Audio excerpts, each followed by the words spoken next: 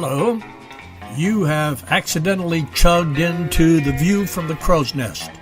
I'm Robert Crowe, and whenever I get around to it, I investigate some fast topics. Our program today is Casey Jones.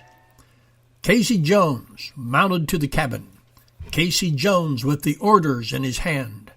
Casey Jones mounted to the cabin as he made his farewell journey to the promised land. Well, so goes the song that immortalized a train engineer over 100 years ago. John Jones was born near Cayce, Kentucky, C-A-Y-C-E, Kentucky.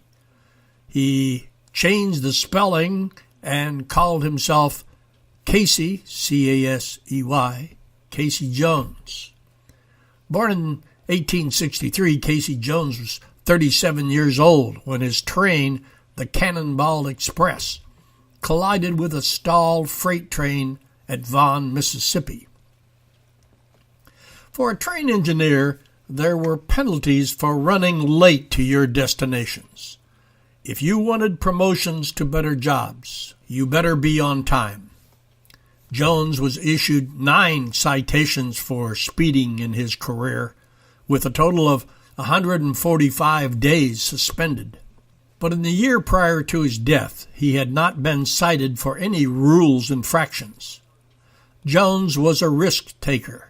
He knew that the penalties were far more severe for running late than for breaking the rules. The Cannonball Express train ran from Chicago, Illinois to New Orleans.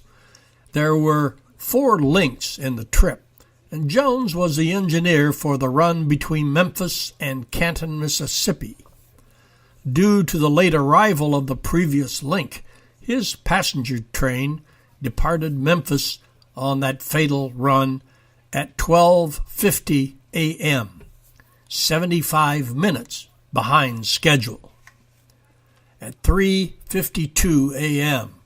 on a foggy, rainy night, Jones had made up time and was only a few minutes behind schedule when he approached Vaughan, Mississippi.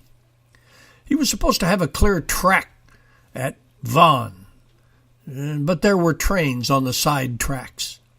However, because of a malfunction, 4 waiting train cars overlapped onto the main through track.